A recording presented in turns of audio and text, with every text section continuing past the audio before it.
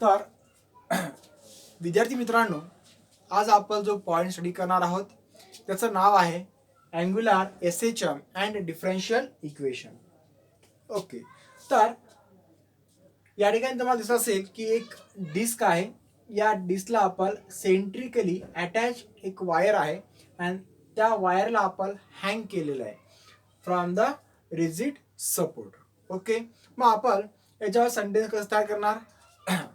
Consider a metallic disc attached centrically by a wire hanging from a rigid support.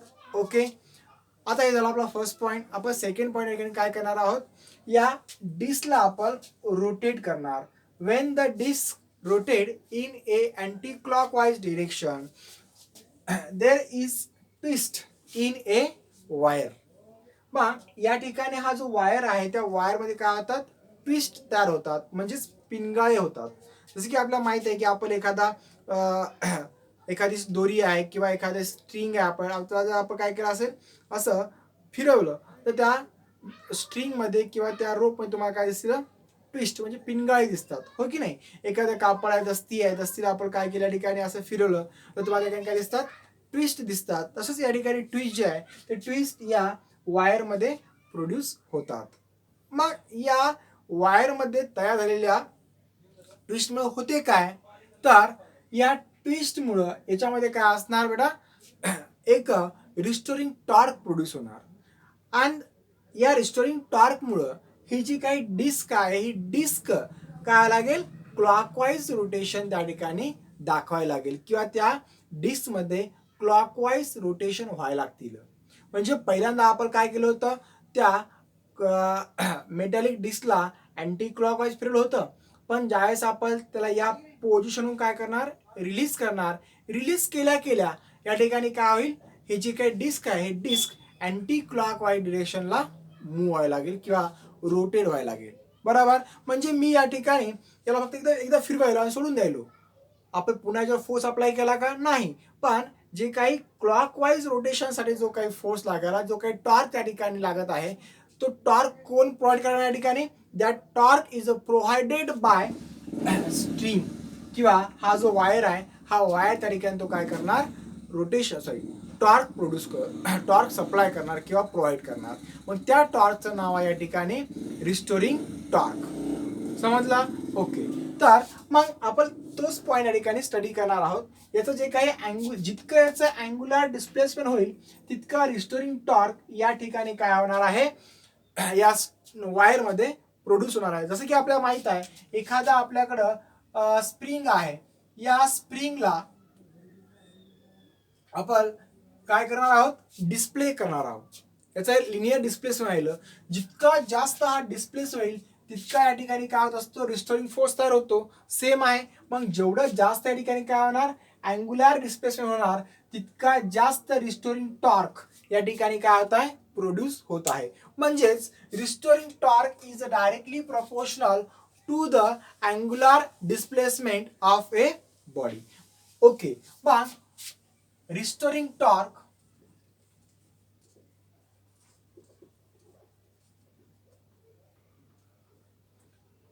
ला आपण denote करतो टाउनं and it is directly proportional to the angular displacement. But the minus sign indicates that angular displacement is opposite to the restoring torque. जर तुमचा restoring torque आणि इथं angular displacement म्हणजे angular displacement जर आपला अँटी क्लॉकवाईज असेल तर या ठिकाणी हा जो तुमचा टॉर्क आहे हा टॉर्क काय असणार? या ठिकाणी क्लॉकवाईज असणार. ओके, हा पॉईंट आपल्याला समजला असेल तर आपण समोर जाऊयात. आता या ठिकाणी हे जे रिलेशन आहे ते आपण काय दाखवलेलं आहे? प्रपोर्शन मध्ये आहे, डायरेक्टली प्रपोर्शन आहे. पण आपल्याला असं ठेवता येत नाही. Hence tau is equals to minus C theta. याला इक्वेशन नंबर काय करा? 1 द्या. आणि या ठिकाणी या सी ला आपण काय म्हणतो? तर C is the constant of proportionality. Constant of proportionality. Okay, मग याला आपण डिफाइन पण करू शकतो. इज ए सी इज किंवा constant of proportionality is torque per unit angular displacement. तर तुम्ही म्हणशाल की बा सर हे तुम्ही असं कसं काय तयार केलं, तर आपण हे जे इक्वेशन पाहिलं या इक्वेशन आपण असं तयार करू शकतो का विद्यार्थी मित्रांनो. C is equals to minus tau theta. तर मायनस जो माहिती आपण माहितीच आहे, पण C is equals to, C is the constant of proportionality. मग हा C is equals to tau by आपल्याला काय भेटला थीटा. टाऊ बाय थीटा म्हणजे काय असणार, restoring torque, sorry restoring torque per unit angular displacement. Okay, तर हा तुमचा पॉइंट या ठिकाणी काय असेल, क्लिअर झाला असेल तर आपण समोर जाणार आहोत. आता फॉर एक्झाम्पल ही एक बॉडी आहे, फक्त तुम्ही इतकं लक्षात घ्या की या ठिकाणी ही फक्त बॉडी आहे. हे जे तुमचं वरचा वायर आहे तो आपण या ठिकाणी वायर घेणार नाही आहोत. फक्त असं कन्सिडर करा की फक्त एक डिस्क आहे अशी, आणि या डिस्कला आपण काय केलं या ठिकाणी रोटेट केलं. आणि ज्यावेळेस एखादी बॉडी काय होते या ठिकाणी रोटेट होत असते त्यावेळेस त्या बॉडीकडे या ठिकाणी काय असतो, एक मोमेंट ऑफ इनर्शिया असतो. And moment of inertia into angular acceleration is nothing but the torque. म्हणजेच या ठिकाणी आपल्याला टॉर्क जो आहे, जनरल फॉर्म्युला जो आपला टॉर्कचा आहे तो फॉर्म्युला आपल्याकडे माहित आहे. मग torque is equals to torque tau is equals to I into alpha. याला आपण इक्वेशन नंबर 2 देऊयात. आता लक्षात घ्या या ठिकाणी आय आणि अल्फा काय आहेत, तर वेअर आय जो आहे तर आपण moment of inertia of a body. म्हणजे या फक्त बॉडीचा जो काही मोमेंट ऑफ इनर्शिया आहे तो मोमेंट ऑफ इनर्शिया आपण या ठिकाणी एम आय घेतलेला आहे. आणि त्यानंतर अल्फा जे आहे त्याला आपण अँगुलर ॲक्सलरेशन असं म्हणत असतो, angular acceleration. Okay, so from equation 1 and 2 जर आपण इक्वेशन 1 आणि 2 जर पाहिलं, 1 and 2 वी गेट, आपल्याला काय भेटते इथं तुम्ही पाहू शकता की इक्वेशन नंबर 1 मध्ये आणि 2 मध्ये इथं टाऊ इक्वल्स टाऊ आहे, म्हणजे आपण I alpha is equals to minus C theta असं घेऊ शकतो, बरोबर. तर आता फक्त या ठिकाणी मला सांगा, हा जो तुमचा अल्फा आहे तो अल्फा या ठिकाणी काय बेटा अँगुलर ॲक्सलरेशन आहे, आणि या अँगुलर ॲक्सलरेशनला आपण असं लिहू शकतो का, फक्त मी तुम्हाला विचारायलो आपण असं लिहू शकतो का, alpha is equals to alpha म्हणजे कोण आहे अँगुलर ॲक्सलरेशन. याची डेफिनेशन काय असणार, the rate of change of angular velocity upon time किंवा with respect to time D T. त्यानंतर या ठिकाणी ओमेगा म्हणजे काय असणार अँगुलर वेलॉसिटी, आणि angular velocity is define as rate of change of angular displacement, म्हणजेच D by D T into D theta upon D T. आता तुम्ही सांगा या ठिकाणी तुम्हाला इक्वेशन काय भेटणार, डी इंटू डीचा काय होतो square, so D square theta upon D T into D T काय असेल डी टी स्क्वेअर. म्हणजे आपण अल्फाच्या ऐवजी या ठिकाणी काय घेऊ शकतो D square theta upon D T. So alpha into D square theta upon dt is equals to minus c theta. So hence I into d square theta upon dt square plus याला इकडे घेऊन या काय होणार plus c theta is equals to 0. Now this is called as or this is a differential equation of angular SHM. यालाच आपण काय म्हणत असतो डिफरन्शियल इक्वेशन. कारण की लक्षात घ्या या ठिकाणी या इक्वेशन मध्ये तुम्ही बघत असाल की आपण काय केलेलं आहे डिस्प्लेसमेंटला अँगुलर डिस्प्लेसमेंटला 2 टाइम्स डिफरन्शिएट केलेला आहे, डिफरन्शिएट करत आहोत. त्यामुळे this equation called as the differential equation of angular SHM.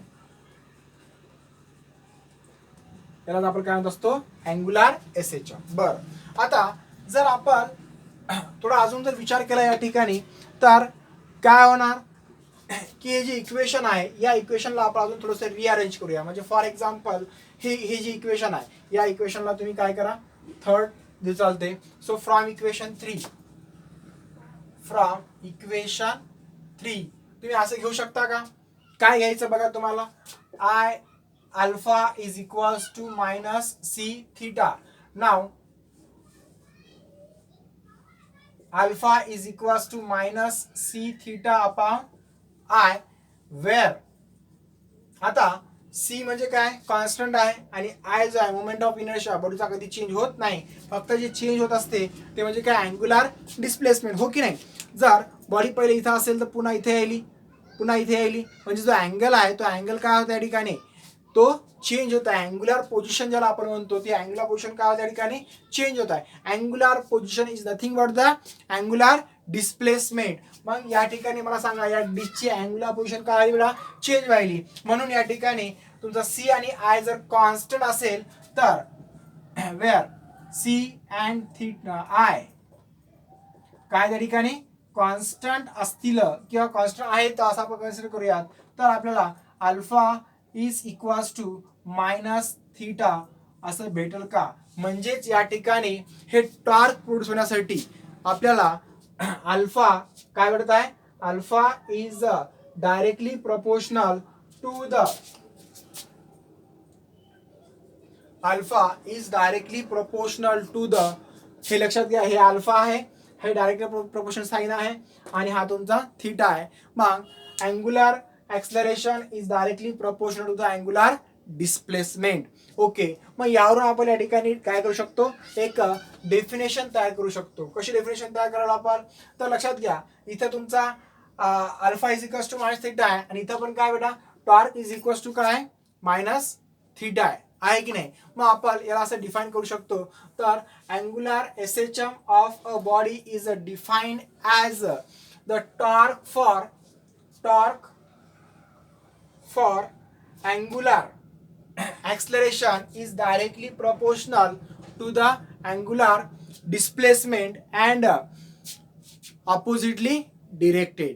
म्हणजे या ठिकाणी तुमचा जो टॉर्क आहे, हे टॉर्क आणि अँग्युलर डिस्प्लेसमेंट हे काय असणार, अपोजिट डिरेक्शन मध्ये असणार. तर मग या ठिकाणी जे तुम्हाला इक्वेशन भेटलेलं आहे, म्हणजे किती इक्वेशन भेटले ते तुम्ही पाहू शकता, 1 2 3, हे आपण चौथं इक्वेशन कन्सिडर करू शकतो याला, हे फोर्थ इक्वेशन आहे आपल्यासाठी, आणि याच्यावर आपण काय केलं, या ठिकाणी डेफिनेशन तयार केलेली आहे. बरं, मग आता जर एखादी बॉडी, आता फॉर एक्झाम्पल हे डिस्क आहे, या डिस्कला मी काय केलं, या ठिकाणी अँटी क्लॉकवाईज रोटेट केलं, आणि तुम्ही याला रिलीज केलं, ते काय होणार, क्लॉकवाईज फिरणार, बरोबर, पुन्हा काय होणार, अँटी क्लॉकवाईज, पुन्हा क्लॉकवाईज, या ठिकाणचं काय होणार, रोटेशन. कारण की तुम्ही बघा, प्रत्येक हाफ रोटेशन या ठिकाणी काय होत आहे, या वायरमध्ये ट्विस्ट फॉर्म म्हणजे पिनगाळे तयार व्हायले तर, आणि या पिनगाळ्यामुळं काय होणार, म्हणजे जसा पिनगाळा झाला म्हणजे इथं काय होणार, रिस्टोरिंग फोर्स जनरेट होणार किंवा प्रोड्यूस होणार, आणि त्या रिस्टोरिंग फोर्समुळं ही जी मेटॅलिक डिस्क आहे ती काय होत राहील, रोटेट होत राहील, हो की नाही. म्हणजे या ठिकाणी काय व्हायला, हे जे काही डिस्क आहे, हे डिस्क या ठिकाणी clockwise anti clockwise clockwise anti clockwise याचं काय होणार, रोटेशन चालूच राहणार. मग यालाच आपण काय म्हणत असतो, अँग्युलर ऑसिलेशन्स, किंवा याला आपण एक याचा अनदर नाव आहे ते म्हणजे टॉर्शनल ऑसिलेशन. टॉर्शनल ऑसिलेशन म्हणा किंवा अँग्युलर ऑसिलेशन या ठिकाणी तुम्ही याला म्हणू शकता. ओके, तर आता ऑसिलेशन या ठिकाणी आहेत, म्हणजेच या ठिकाणी फ्रिक्वेन्सी पण असणार आणि टाइम पिरियड पण असणार, हो की नाही. म्हणजे एक ऑसिलेशन कंप्लीट होण्यासाठी या ठिकाणी जो लागणारा टाइम पिरियड आहे, that is called as period of oscillation. मग आपण या ठिकाणी पिरियड ऑफ ऑसिलेशनचा जो काही फॉर्म्युला आहे तो फॉर्म्युला फाइंड आउट करणार आहोत. चला तर मग आपल्याला पिरियड ऑफ ऑसिलेशनसाठी कोणता फॉर्म्युला या ठिकाणी मिळतो तो आपण बघणार आहोत. ओके, मग द टाइम पिरियड किंवा पिरियड ऑफ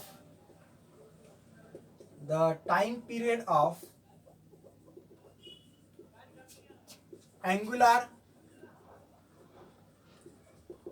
एसएचएम इज, आता लिनियर एसएचएम साठी तुम्हाला फॉर्म्युला माहित होता, काय होतं, T is equals to 2 pi by under root A by X. A is the acceleration, X is the displacement. पण या ठिकाणी लिनियर आहे, लिनियरच्या ऐवजी कोण आहे, अँग्युलर आहे. म्हणजे काय होणार, एच्या ऐवजी अल्फा येणार आणि एक्सच्या ऐवजी थीटा येणार. बरोबर. मग आपल्या ठिकाणी जो फॉर्म्युला आहे तो फॉर्म्युला काय भेटणार, T is equals to 2 pi under route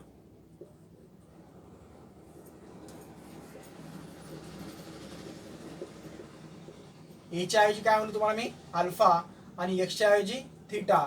म्हणजे त्या ठिकाणी जो फॉर्म्युला आहे तो फॉर्म्युला काय तयार होईल, इथं आपण असं लिहू शकतो, angular acceleration per unit displacement, per unit angular displacement.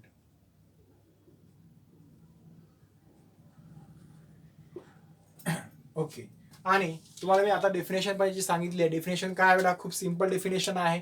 Angular SHM is define as, इथं बघा, tau is directly proportional to the minus theta. आता हे असं इक्वेशन आहे एक आपल्याकडं, आणि alpha is directly proportional to the minus theta ह्याच्यावरून. तर आपण याच्यावरून काय करू, या ठिकाणी डेफिनेशन तयार करणार आहोत. तर डेफिनेशन काय, angular SHM is define as the oscillatory motion of a body in which the torque for angular acceleration is directly proportional to the angular displacement, and its direction is opposite to that of angular displacement. म्हणजेच या टॉर्कची जी काही direction आहे त्या टॉर्कची direction काय या ठिकाणी अँग्युलर डिस्प्लेसमेंटच्या अपोजिट आहे due to this minus sign. Okay. तर हा जो पॉइंट आहे एकदम सिंपल होता, काही याच्यामध्ये हार्ड नाही आहे, आणि एकदम छोटा पॉइंट होता, आहे की नाही, सोपा आणि छोटा असा हा पॉइंट आपण या ठिकाणी संपवलेला आहे. आता आपण नेक्स्ट व्हिडिओमध्ये आपल्या या चॅप्टरचा जो लास्ट पॉइंट आहे तो स्टडी करणार आहोत. तर तो व्हिडिओ तुम्हाला उद्याला मिळून जाईल. Okay, thank you.